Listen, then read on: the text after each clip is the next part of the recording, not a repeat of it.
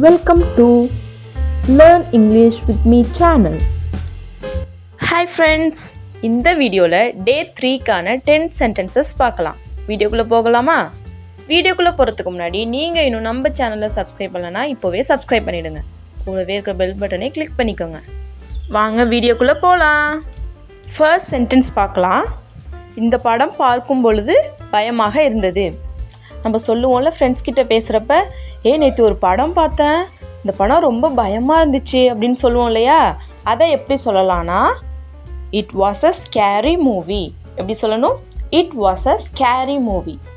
It was a scary movie. அவ்வளோதான். Next sentence, நான் நாளைக்கு அசைன்மெண்ட் வைக்கணும். நம்ம சொல்லுவோம்ல நாளைக்கு நான் அசைன்மெண்ட் வைக்கணும், இன்னும் எழுதவே இல்லை அப்படின்னு சொல்லுவோம் இல்லையா? அதை எப்படி சொல்லலாம்னா I have to submit my assignment tomorrow. I have to submit my assignment tomorrow. அவ்வளோதான். எப்படி சொல்லணும்? I have to submit my assignment tomorrow. Next sentence, எலி என் புக்கை கடிச்சிட்டு. நம்ம புக்கு கிழிஞ்சிருக்கும். அப்போது நம்ம ஃப்ரெண்டு கேட்பான், எப்படிடா உன் புக்கு கிழிஞ்சிருக்கு, என்னடா உன் புக்கு கிழிஞ்சிருக்கு அப்படின்னு சொல்லி கேட்பான் இல்லையா? அப்போது நம்ம எப்படி சொல்லணும்னா rat tore my book. எப்படி சொல்லணும்? rat tore my book.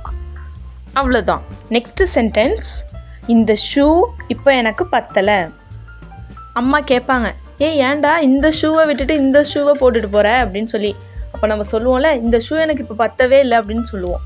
அதை எப்படி சொல்லலாம்னா this shoe doesn't fit me now. எப்படி சொல்லணும்? this shoe doesn't fit me now. இப்போ இந்த ஷூ எனக்கு பத்த மாட்டுது. this shoe doesn't fit me now. அவ்வளோதான். நெக்ஸ்ட் சென்டென்ஸ், மிதி அடியை நாய் கடித்து விட்டது. உங்கள் வீட்டு வாசலில் எப்பயுமே டாக் கட்டியிருக்கும்.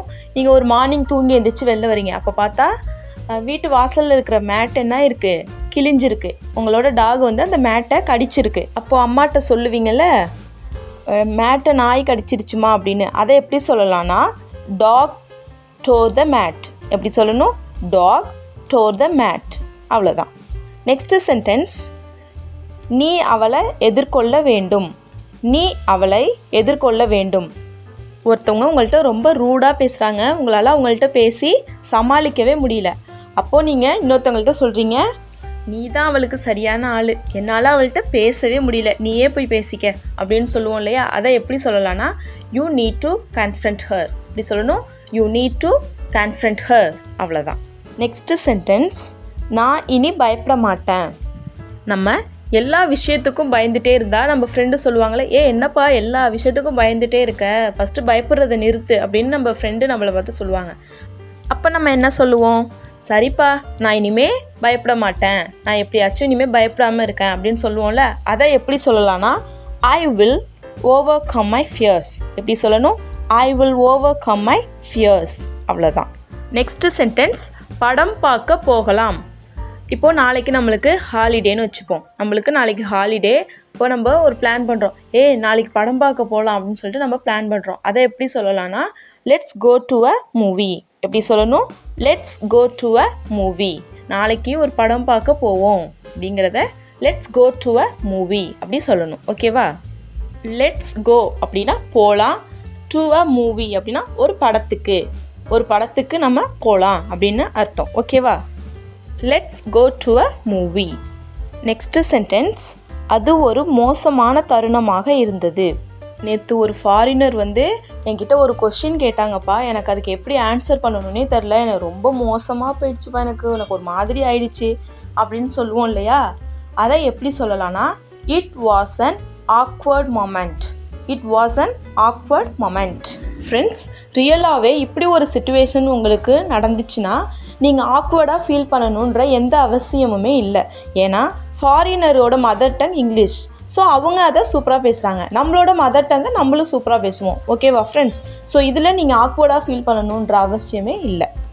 நெக்ஸ்ட்டு சென்டென்ஸ், நீ இந்த பழக்கத்தை மாற்றிக்கணும். இதை எப்படி சொல்லலாம்னா சின்ன குழந்தைங்கள்லாம் நகம் கடிப்பாங்க இல்லையா? அப்போ நம்ம சொல்கிறோம், நகம் கடிக்காத, மாற்றிக்க அப்படின்னு நம்ம சொல்லுவோம்ல. அதை எப்படி சொல்லலாம்னா you should give up this habit. You should give up this habit. நீ இந்த பழக்கத்தை மாற்றிக்கணும், நகம் கடிக்கக்கூடாது அப்படின்னு சொல்லணும். இப்படி சொல்லணும். எப்படி சொல்லணும்? You should give up this habit. Give அப்னா கைவிட்டணும் அப்படின்னு அர்த்தம். ஹேபிட்னா பழக்கம். So you should give up this habit அப்படின்னா நீ இந்த பழக்கத்தை கைவிட்டணும். ஓகேவா? நெக்ஸ்ட்டு சென்டென்ஸ், என்னால் வலியை தாங்கவே முடியலை. என்னால் வலியை தாங்கவே முடியலை. நம்மளுக்கு அடிபட்டுருச்சு. இப்போ நம்ம சொல்லுவோம்ல, ஐயோ என்னால் வலியை தாங்கவே முடியலப்பா அப்படின்னு சொல்லுவோம் இல்லையா? அதை எப்படி சொல்லலாம்னா, ஐ காண்ட் பேர் த பெயின். எப்படி சொல்லணும்? ஐ காண்ட் பேர் த பெயின். ஐ காண்ட் அப்படின்னா என்னால் முடியலை. பேர் அப்படின்னா தாங்கிக்க அப்படின்னு அர்த்தம். பெயின்னா வலி. ஸோ ஐ காண்ட் பேர் த பெயின். என்னால் வலியை தாங்கவே முடியலை. ஓகேவா? நெக்ஸ்ட்டு சென்டென்ஸ், இப்போது மணி எத்தனை நம்ம கேட்போம்ல, டைம் என்னாச்சு, இப்போ எத்தனை மணி, இப்போ என்ன டைம் அப்படின்னு கேட்போம் இல்லையா? அதை எப்படி கேட்கலான்னா, what is the time now. எப்படி சொல்லணும்? What is the time now. அவ்வளோதான். நெக்ஸ்ட்டு சென்டென்ஸ் என்னென்னா, உன்னால் எனக்கு ஒன்று பண்ண முடியுமா. எனக்காக ஒன்று பண்ணுறியா அப்படின்னு சொல்லி நம்ம ஃப்ரெண்ட்ஸ்கிட்ட கேட்போம்ல, எனக்காக ஒரு ஹெல்ப் பண்ணுறியாப்பா, எனக்காக ஒன்று பண்ணுறியா அப்படின்னு சொல்லி கேட்போம் இல்லையா? அதை எப்படி கேட்கலான்னா, can you do me a favour. எப்படி கேட்கலாம்? Can you do me a favour. ஃபேவர்னா எனக்காக ஒரு ஹெல்ப், அது மாதிரி. ஓகே? ஸோ எனக்காக ஒன்று பண்ணுவியா, can you do me a favour. Next sentence என்னென்னா, இன்னும் சாப்பிட்டு கொண்டு இருக்கிறாயா. இன்னமும் சாப்பிட்டுட்டு இருக்கியா, எவ்வளோ நேரமாக சாப்பிட்ற, இன்னமும்மா சாப்பிட்ற அப்படின்னு சொல்லி கேட்போம்ல, அதை எப்படி கேட்கலான்னா, ஆர் யூ ஈட்டிங் ஸ்டில். எப்படி கேட்கணும்? R you eating still. இன்னும் சாப்பிட்டுட்டு இருக்கியா. ஓகேவா? ஸ்டில் அப்படின்னா இன்னும், இன்னமும் அப்படின்னு அர்த்தம். ஓகே? நெக்ஸ்ட்டு சென்டென்ஸ், மெழுகுவத்தியை ஏற்று. மெழுகுவத்தியை கொளுத்து. இதை எப்படி சொல்லலான்னா, லைட் அப் த கேண்டில். எப்படி சொல்லணும்? Light up the candle. Light up அப்படின்னா ஒளியேற்று அப்படின்னு அர்த்தம். கேண்டில்னா மெழுகுவத்தி. So light up the candle, மெழுகுவத்தியை ஏற்று. Okay? That's all friends. 15 sentences complete பண்ணியாச்சு. இப்போ ஆல் த 15 சென்டென்சஸையும் ஒரு தடவை ரீகால் பண்ணலாமா? வாங்க ரீகால் பண்ணுவோம். இந்த படம் பார்க்கும் பொழுது பயமாக இருந்தது. It was a scary movie. நான் நாளைக்கு அசைன்மெண்ட் வைக்கணும். I have to submit my assignment tomorrow. எலி என் புக்கை கடிச்சிட்டு. Rat store my books. இந்த ஷூ இப்போ எனக்கு பத்தலை. This shoe doesn't fit me now. மிதி அடியை நாய் கடித்து விட்டது. Dog tore the mat. நீ அவளை எதிர்கொள்ள வேண்டும். You need to confront her.